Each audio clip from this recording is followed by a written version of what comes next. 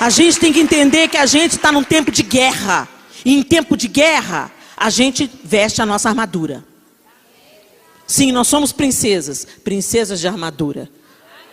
O vestido vem depois das bodas. Depois que o Senhor vier nos buscar, aí vai ser só festa. Mas até lá, armada até os dentes. Abra a sua Bíblia em Juízes capítulo 4. Juízes capítulo 4, nós vamos ler a partir do verso 1. A palavra de Deus diz assim: depois da morte de Eude, mais uma vez os israelitas fizeram o que o Senhor reprova. Assim, o Senhor os entregou nas mãos de Jabim, rei de Canaã, que reinava em Azor. O comandante do seu exército era Sísera, que habitava em Arosete-Ragoim. Os israelitas clamaram ao Senhor, porque Jabim, que tinha 900 carros de ferro, os havia oprimido cruelmente durante 20 anos. Débora, uma profetisa, mulher de Lapidote, liderava Israel naquela época. Ela se sentava debaixo da tamareira de Débora, entre Ramá e Betel, nos montes de Efraim, e os israelitas a procuravam para que ela decidisse as suas questões. Débora mandou chamar Baraque, filho de Abinoão, de Quedes, em Naftali, e lhe disse: o Senhor, o Deus de Israel, ordena a você que reúna 10.000 homens de Naftali e Zebulon, e vá ao monte Tabor. Ele fará que Sísera, o comandante do exército de Jabim, vá atacá-lo com seus carros de guerra e tropas junto ao rio Quisson, e os entregará em suas mãos. Baraque disse a ela: se você for comigo, irei, mas se não for, não irei. Respondeu Débora: está bem, irei com você, mas saiba que por causa do seu modo de agir, a honra não será sua, porque o Senhor entregará Sísera nas mãos de uma mulher. Então Débora foi a Quedes com Baraque, onde ele convocou Zebulon e Naftali. 10.000 homens o seguiram, e Débora também foi com ele. Ora, o queneu Éber se havia separado dos outros queneus, descendentes de Obabe, sogro de Moisés, e tinha armado sua tenda junto ao carvalho de Zanim, perto de Quedes.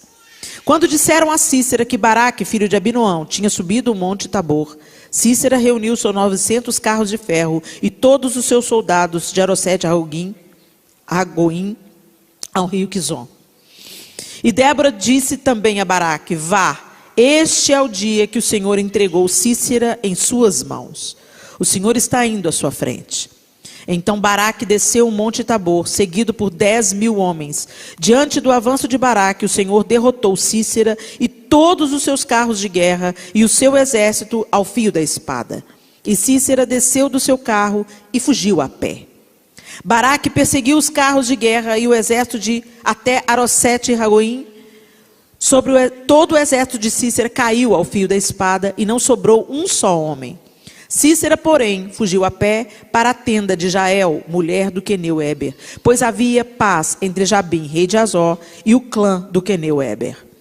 Jael saiu ao encontro de Sísera e o convidou: venha, entre na minha tenda, meu senhor, não tenha medo.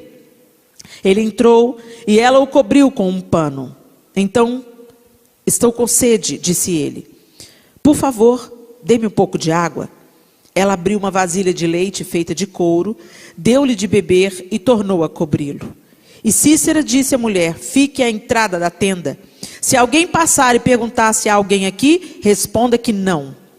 Entretanto, Jael, mulher de Éber, apanhou uma estaca da tenda e um martelo, e aproximou-se silenciosamente, enquanto ele, exausto, dormia um sono profundo. E cravou-lhe a estaca na têmpora, até penetrar o chão, e ele morreu. Baraque passou à procura de Sísera, e Jael saiu ao seu encontro. Venha, disse ela, eu mostrarei a você o homem que você está procurando. E entrando ele na tenda, viu ali caído Sísera, morto, com a estaca atravessada nas têmporas. Naquele dia, Deus subjugou Jabim, o rei cananeu, perante os israelitas. E os israelitas atacaram cada vez mais a Jabim, o rei cananeu, até que eles o destruíram. Essa história nos é muito conhecida. Muito se ouve falar sobre Débora, a profetisa, juíza. Me chama a atenção o início do texto que diz: depois da morte de Eude, mais uma vez os israelitas fizeram o que Deus reprova. Gente, quando eu olho para a história de Israel, era um povo obstinado. Era um povo que hoje experimentava a bênção e no dia seguinte estava se desviando do Senhor. Hoje eles jubilavam na presença do Senhor. Hoje eles comiam maná. Hoje eles vinham a bênção vindo dos céus. E amanhã eles reclamavam, eles murmuravam. E a gente já viu algumas coisas aqui no culto femininas mesmo, em outros episódios do povo de Israel. E quando eu olho para o povo de Israel e para a história do povo de Israel, e eu procuro entender por que essa história está aqui na Bíblia, completa, com riqueza de detalhes, não tem outra resposta que me venha, a não ser o que um dia o próprio Espírito Santo falou ao meu coração. Eu falei: Deus, por que o senhor não acabou com esse povo? Que povo obstinado, que povo teimoso, que povo reclamão. Estava no dia da bênção, daqui a pouco está reclamando. E o Senhor docemente me ensinou: é como você. Vocês são assim. Helena, eu abençoo você numa semana, na semana seguinte você já está reclamando. Eu falo com você, eu te dou uma bênção, eu te dou uma instrução, você obedece aqui. Na semana que vem você já esqueceu. No mês que vem você já esqueceu. De todo o bem que eu já tenho te feito. Uma coisinha suficiente para você reclamar. Entre tantas bênçãos, tanta provisão, tantos milagres, tantos livramentos que eu já dei. Eu falei: meu Deus, nós somos esse povo. E quando a gente olha para a jornada do povo de Israel, a gente também identifica a jornada humana. A jornada humana é o deserto. Nós também já dissemos isso aqui. Tem a aridez do deserto, que é o mundo. Tem o sol causticante. Tem a ausência de quase tudo. Mas Deus providencia a coluna de fogo para te aquecer à noite. Deus providencia a nuvem que te segue para te proteger do sol causticante do mundo. Deus providencia o alimento para cada dia, o alimento espiritual e o alimento físico. As vestes do povo de Israel não se desgastavam, as sandálias dos pés não se desgastavam. A presença de Deus estava ali e a presença de Deus era suficiente. E continua sendo assim hoje. Está tudo quebrando, tudo ruindo, tudo de mal a pior aí fora. Mas a presença de Deus deveria ser suficiente. E ela está sendo suficiente para muita gente. Que não se abala, que não se abate, que não se entristece, que não se intimida e continua nas suas frentes de batalha entendendo que a jornada humana no deserto vai passar. Deus está reservando Canaã para a gente. E de vez em quando na jornada, Deus envia Elim, lugar de refrigério, lugar de descanso. 70 palmeiras, 12 fontes de águas. No meio do deserto, Deus providencia também o refrigério. E assim é na nossa vida. Tem dias difíceis, a jornada é difícil, o mundo é árido, é desértico, tem muita hostilidade onde nós estamos vivendo, mas o fogo do Espírito Santo está conosco. A sombra do Onipotente está sobre nós. Nós estamos guardados nele. E o texto diz que mais uma vez o povo fez o que era mal. E pela ordem de Deus, o que é? O povo se achega a Deus, Deus abençoa o povo se afasta de Deus, Deus permite que o povo colha daquilo que eles estão plantando. Deus os entrega ao adversário. Para quê? Para que o povo acorde e se volte novamente para o Senhor. Então, nada disso que está acontecendo aí fora, Deus perdeu o controle, não. Deus não perde o controle. Deus é soberano. Então, por que está acontecendo isso? Por que está acontecendo tantas coisas difíceis, gente, principalmente quanto à infância? Eu fico pensando, eu fico com a pulga atrás da orelha, sabe? Porque quando Moisés nasceu, o faraó mandou que todas as crianças contemporâneas de Moisés fossem assassinadas. Quando Jesus nasceu, o mesmo aconteceu. Herodes mandou que todas as crianças de 2 anos para baixo fossem assassinadas. Havia uma tentativa de calar a voz do libertador. Havia uma tentativa do inferno de silenciar o movimento de Deus. Foi assim quando Moisés nasceu, foi assim quando Jesus nasceu. E eu fico imaginando o que Deus está preparando nessa nova geração. Por que as crianças estão sofrendo tanta perseguição, tanto abuso? Por que tentam impor às crianças ideologias que são contrárias, trazendo confusão para a cabecinha da meninada? E ao invés de nós, como pais e mães, nos colocarmos à porta da tenda, como Jael se colocou à porta da sua tenda, nós entregamos, nós delegamos a educação dos nossos filhos a terceiros. O Senhor permitia que a opressão do inimigo viesse sobre o povo. E a opressão do povo cananeu, gente, era tão violenta, eles eram violentos. Eles sacrificavam crianças. Eles faziam cultos com prostitutas cultuais. Todo tipo de crueldade esse povo fazia contra o povo de Israel. E o povo não tinha medo de andar, de viajar de um lugar para outro. Tinha medo de sair, porque se os carros de Jabim colocassem a mão, as mulheres eram estupradas, os filhos eram levados cativos, os homens eram assassinados ao fio da espada. Era uma opressão terrível. O povo estava desesperado, desanimado, abatido, dividido. E vieram a Débora. E Deus, então, pôs um fim naquela temporada de opressão. Por quê? Porque ele percebeu que o povo estava novamente inclinado a obedecê-lo. Quando Deus percebe o seu povo se voltando para ele novamente, olhando novamente para o céu, cativeiro no Egito, 400 anos clamando por um libertador. 400 anos. Mas será que esses 400 anos foram todos assim, clamando o libertador? Como é que foi os 50 primeiros anos? Não eram tantos escravos assim. Ainda tinha o resíduo ali de José como governador. Eles ainda estavam numa situação privilegiada, estavam habitando a terra. Depois a coisa ficou estreita, porque eles viraram escravos, eram forçados ao trabalho. Depois eles perderam o direito de tudo, de vida, de ter filho, perderam o direito. Aí é a hora que a coisa aperta para o nosso lado, aperta o nosso sapato. Aí a gente começa, não, Deus, entra aqui com providência, entra aqui com providência. Vocês viram o que aconteceu recentemente lá na Flórida? Aquele furacão, gente, ele tinha o tamanho do estado da Flórida. Ele tinha o potencial de ter acabado, extinguido o estado da Flórida, do mapa. E aí o que os crentes fizeram? Foram para a praia, orar, adorar, e todo mundo lá e aqui, todo mundo que tem parente lá, todo mundo que tem amigo lá, e o povo que está ligado em oração, que não clama apenas pelos seus próprios interesses, mas clama por um povo que pode sofrer danos terríveis. Então muita gente se mobilizou em oração, em intercessão, e a gente começou a orar, Deus, enfraquece esse furacão. O furacão é grande, mas o Senhor é maior, o furacão é grande. E o povo foi para a praia, foi cantar, foi profetizar, e aí todo mundo virou crente. Aí Deus vai e sopra o furacão. Aí você fala, obrigado, Deus. E continua levando a sua vidinha.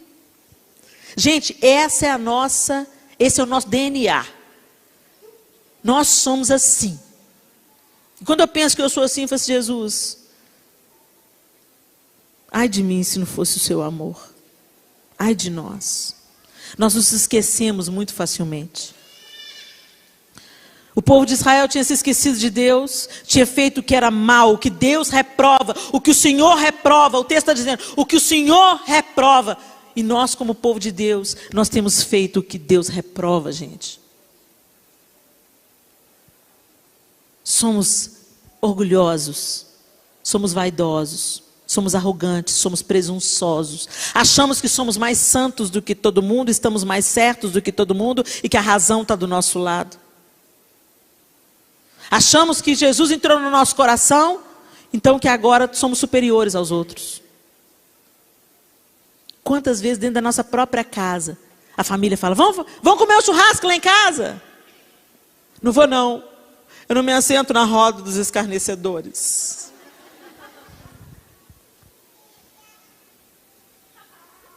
Deus tem misericórdia de nós. E Jesus então, o que ele era? Ele se sentava lá no meio dos pecadores, e aí? A quem a gente está imitando, gente? A quem a gente está seguindo? A quem a gente está seguindo? Será que no momento que nós somos agredidos, nós temos oferecido a outra face? Ou a gente que quer ganhar a briga? A gente que quer ganhar no argumento? Não é por força nem por violência, mas pelo Espírito do Senhor. É isso que a Bíblia diz. Se nós estamos cheios do Espírito, não tem briga, não tem demanda. Você simplesmente fala a palavra, declara a palavra, decreta a palavra. Se a pessoa acreditar, bem. Se ela não acreditar, você não vai virar inimiga dela por causa disso. Você vai estar sempre lá, orando por ela, até o dia que ela crer e se render, e você vai se jubilar e se alegrar com a rendição daquele. Nós estamos como o filho mais velho da parábola do filho pródigo. Aquela parábola do filho pródigo, gente, ela foi escrita para os fariseus. Ela foi escrita para aqueles que creem. Ela foi escrita para aqueles que obedecem. Porque o texto que antecede a parábola do filho pródigo, os fariseus estão questionando. Por que você está comendo com pecadores? E Jesus conta 3 parábolas, e a terceira dessas é a parábola do filho pródigo. E a mensagem da parábola é, vocês pensam que eu vim para vocês? Sim, vocês são filhos. Vocês são filhos. Mas Deus também veio para eles. Por que você está rejeitando o seu irmão que estava perdido e foi encontrado? Estava sujo e está sendo limpo. E essa parábola hoje, gente, ela é para nós. Ela é para nós. Porque quando a gente vê Deus perdoando um pecador, a gente acha que ele não merece. E a gente merece. Está na hora de tomar um remédio. Esse é o único motivo para o celular ficar ligado no culto, né, gente? Tem que lembrar do remédio.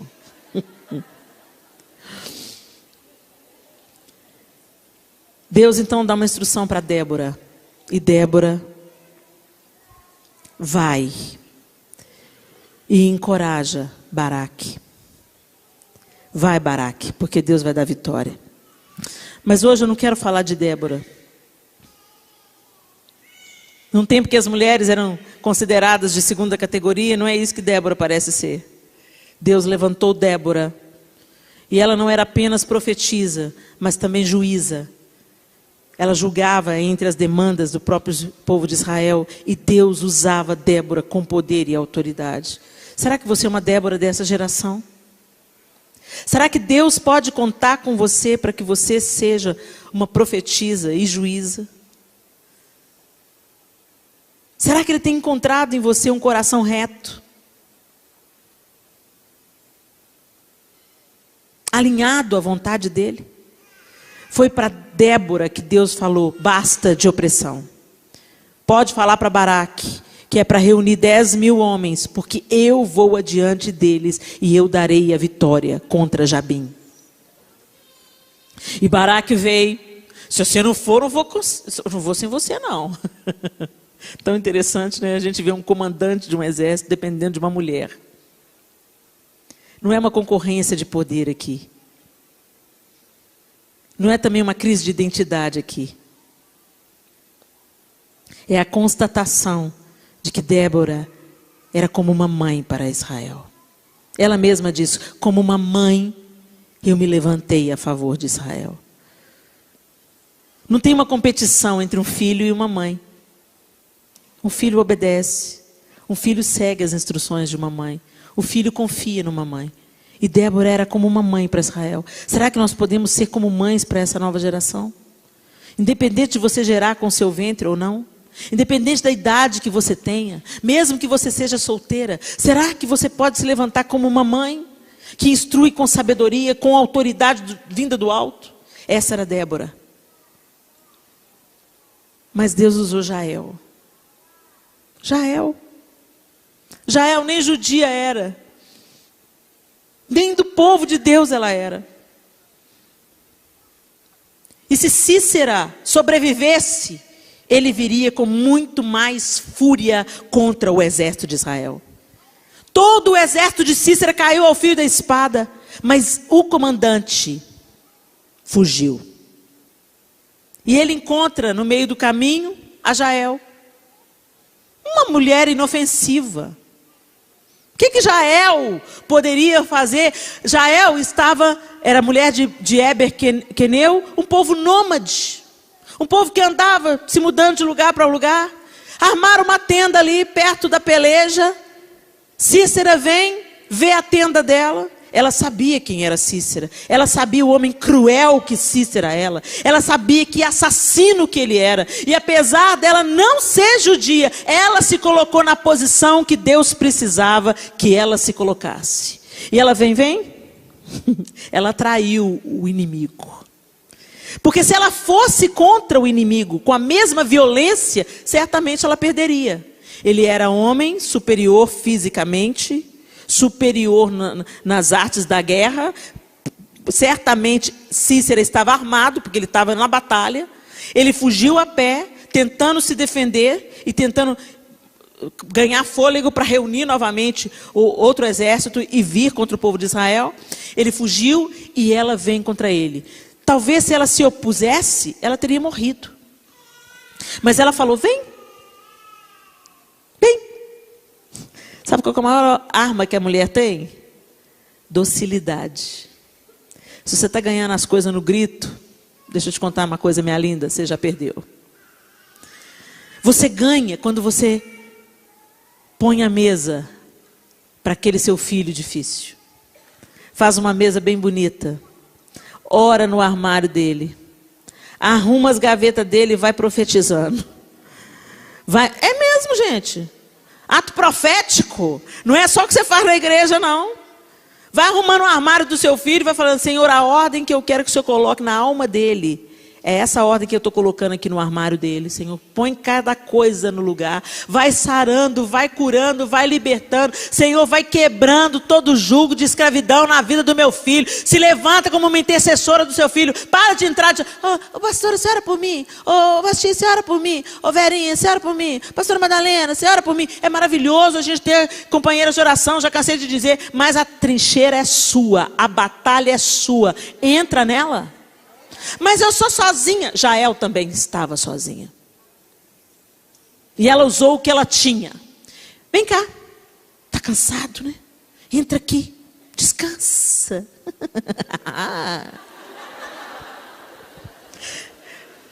Descansa, querido. Aí ele sentiu confiança. Abaixou a retaguarda. Pode entrar. Vem cá. Deita aqui.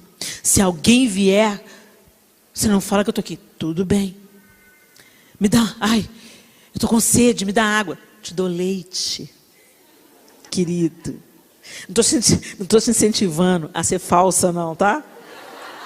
Estou te incentivando a ser estrategista. Se ela caísse de pancada em cima dele, quem que ia morrer, gente? Vai ficar brigando na rede social? Sério?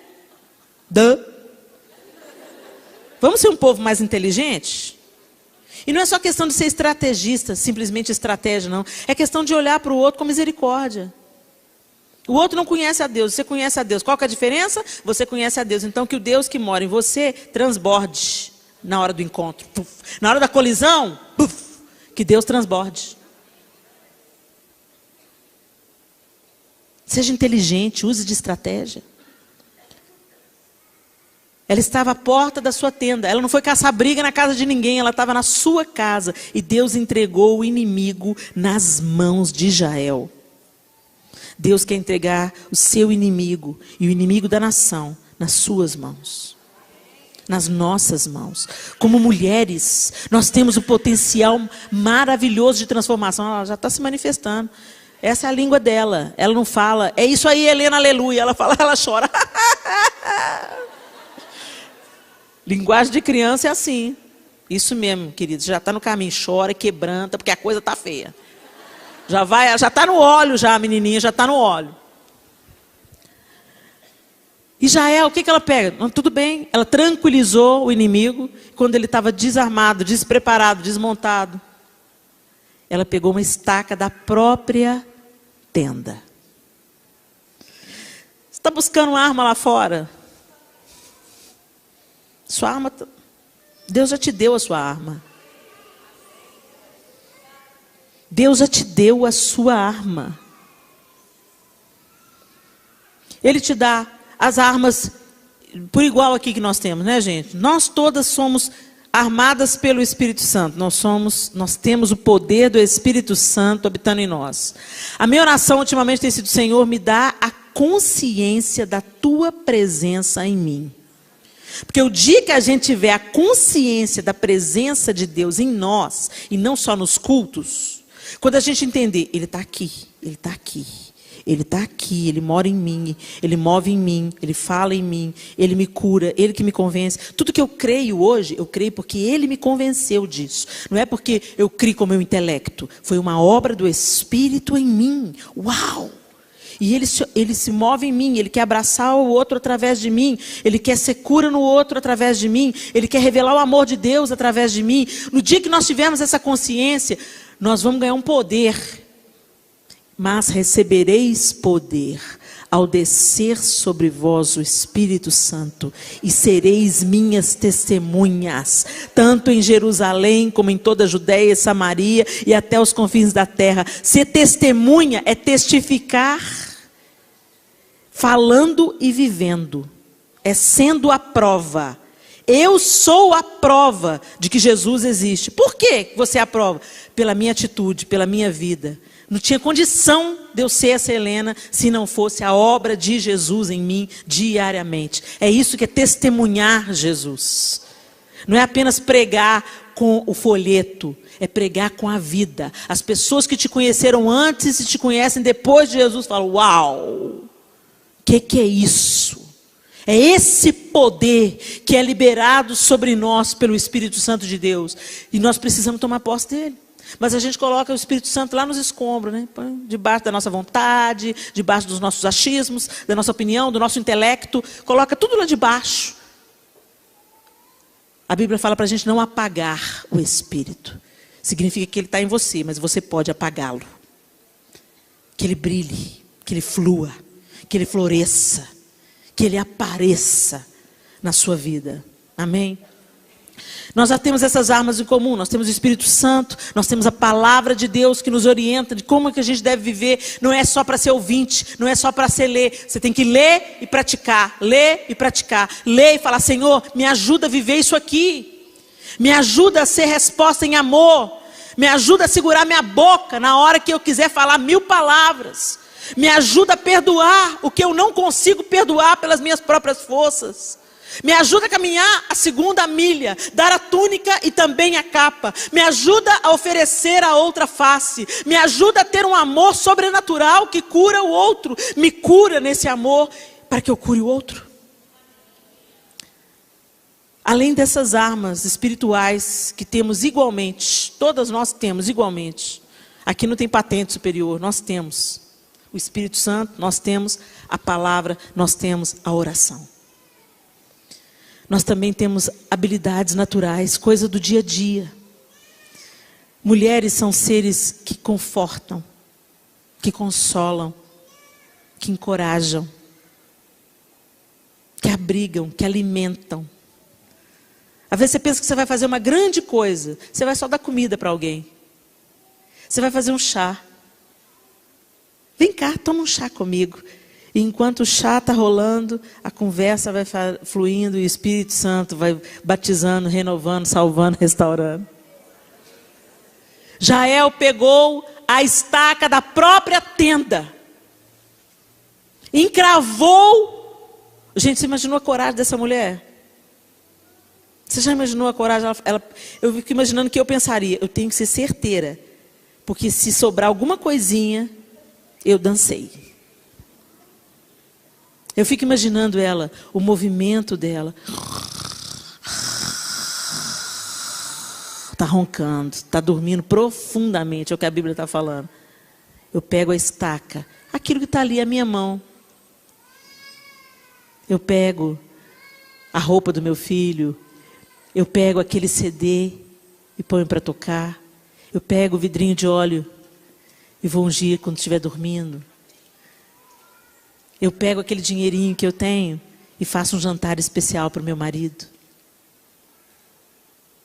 Eu não sei do que você está precisando. Deus vai te mostrar. E te dar a estratégia de como você deve agir. Não subestime as coisas pequenas. Era só uma estaca de madeira. Diga para sua amiga, era só uma estaca de madeira. Era só uma estaca de madeira, gente. Ela servia para manter a tenda esticada. Esse era o propósito dela. Mas Jael pega a estaca, o martelo, mira bem.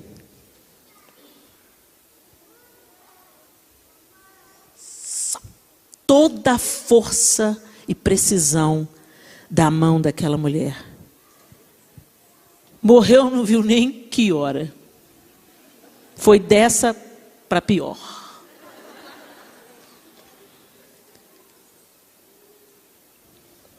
Você tem força? Jael tinha força no braço. Porque para encravar e ir até, atravessou o crânio dele e foi, enfiou na terra. Ela tinha força e desespero. Não é? Força, desespero faz isso com a gente. Desespero dá força para a gente.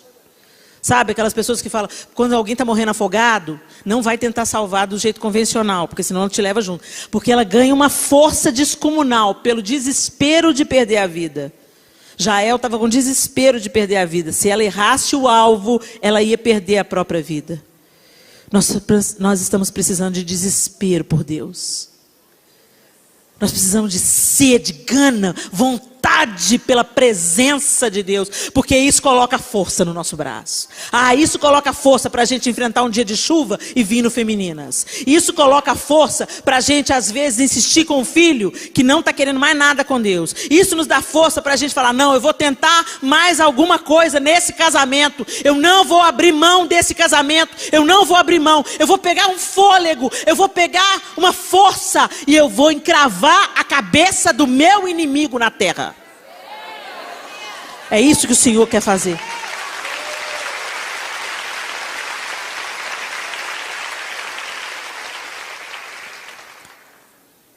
Depois dessa vitória, depois que Sísera foi morto pelas mãos de Jael, ela sai e traz Baraque e mostra seu inimigo morto, vencido. Baraque se enche de força. E eles continuam. Não acabou não. Não acabou. Vencer, encravar a fronte do inimigo no chão, a fronte do general Sísera, foi a primeira parte do plano.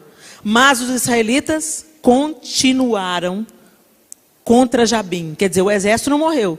Sísera morreu. Ele era um comandante sanguinário, violento, assassino. Se ele sobrevivesse, talvez essa vitória não teria acontecido. Mas porque Sísera morreu, eles continuaram insistindo até que Deus entregou a vitória. Foi assim com Davi também. Quando Golias caiu, não foi a pedra que matou Golias. A pedra derrubou Golias. O que matou Golias foi a espada do próprio Golias nas mãos de Davi, que cortou a sua cabeça. Termine o que você começou. Às vezes você, Brasil está difícil demais, Helena. Não tem jeito mais não, vamos esperar Jesus voltar. Eu estou esperando Jesus voltar. Todos os dias eu olho o céu e falo, pode ser hoje. Pode ser hoje, Senhor. Mas enquanto eu estiver viva, eu vou querer levar comigo o máximo de gente que eu conseguir. Eu vou querer saquear o inferno, porque um dia alguém me tirou lá de dentro. E é para isso que a gente está aqui. O resto é entretenimento, gente.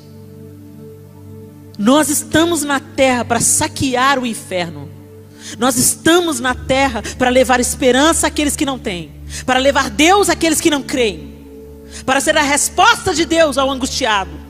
Nós acabamos o mês de setembro. Como o suicídio aumentou. Como filhos de pastores. Filhos de pastores.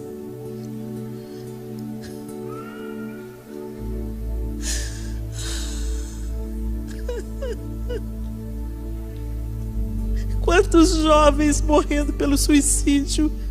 Quantas mulheres como eu e você. O nosso desespero tem que levar a gente para Deus e não para a forca. Acorda, minha linda.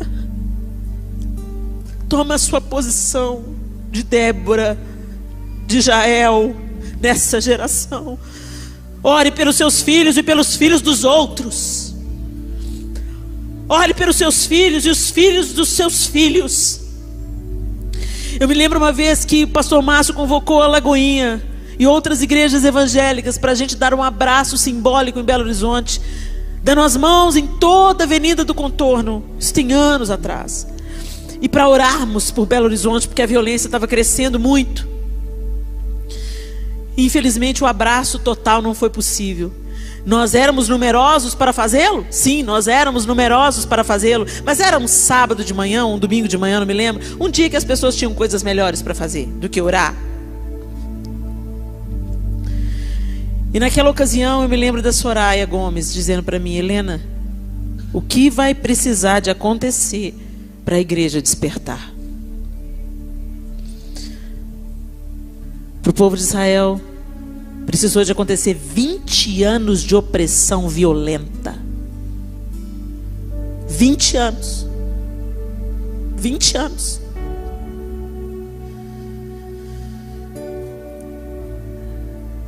Eu me lembro de uma visitação que Lagoinha experimentou nos anos 90. Que o pastor Márcio não pedia oferta.